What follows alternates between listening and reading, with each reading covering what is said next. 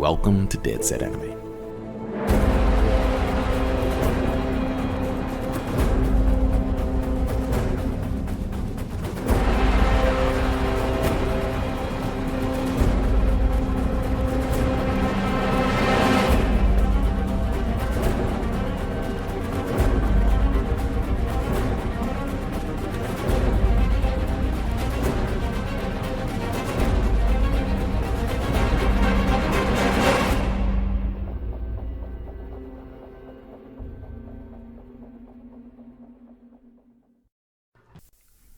Hello folks, Dead Set here.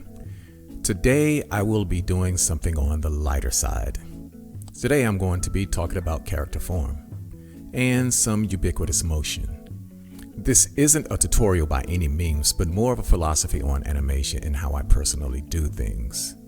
Let's take walk cycles as a very common example of common form and function. There are many styles of walk cycles that artists create, but what is constant is that when we first start animating this very common motion, many of us get it wrong. The audience, regardless of skill or education, can spot errors instantly. This is one of those common activities where typically all people are expert in what it looks like and what it feels like to walk.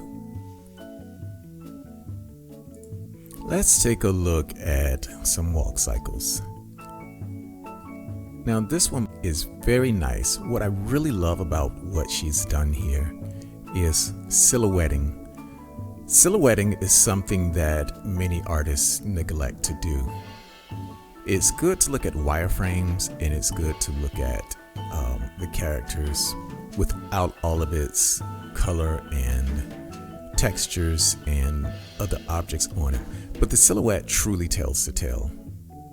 And the wireframe can have somewhat of the same effect, but the good thing about the silhouette is it shows the character's individual form and individual function.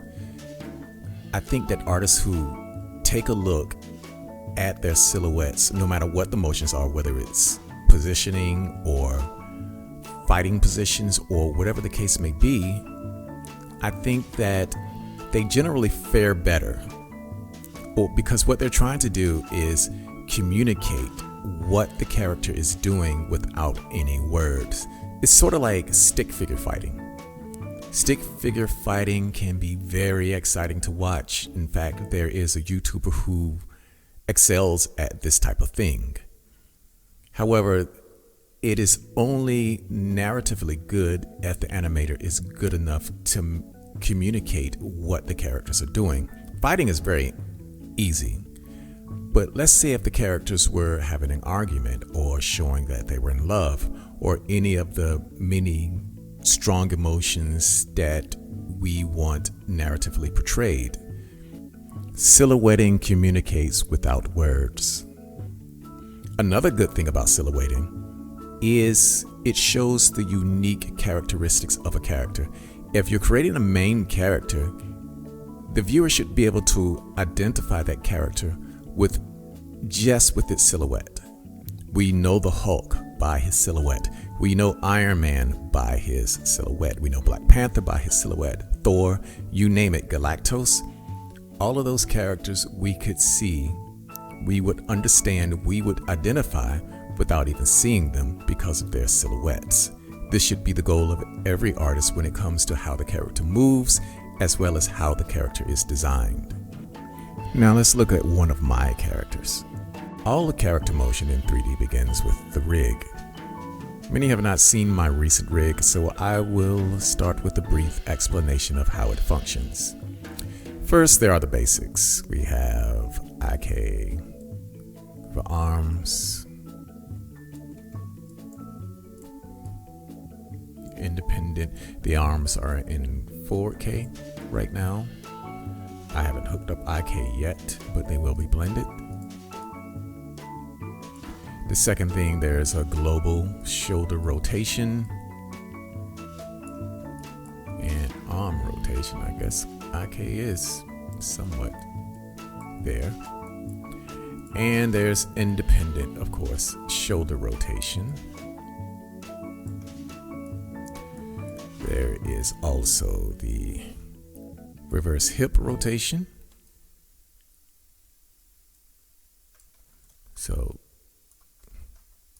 And it uses the reverse hip joint process. And there's IK on the legs and feet, which has your standard controls, which I also use global controls, such as the ground will just move the character and everything in it. And then there's a global control here, which I have locked down for some reason. So we'll unlock that.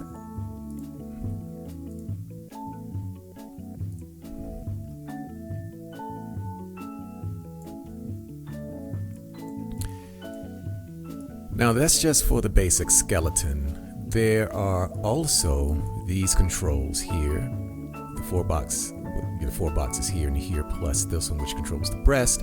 These control secondary motions. I've explained in my technique in another video called Mathematics and Animation, where I use 3 major functions to create most of my secondary motions. This technique is a mixture of both keyframing and mathematical automation. I myself call it Mass Effect, no pun intended. When I rig my characters, my goal is to affect both bone and muscle. The skeletal part of my rigging I call frame effect. It is simply to act out the intentional motions of a character: arms, legs, fingers, head, etc. The muscular part of my rig I call mass effect. It is there to affect muscle mass. This would also include facial rigging, as the goal is to not affect skeletal structure, but the figurative muscles around the skeleton. Now let's look at my basic walk cycle and see how form and function comes together in character design and animation.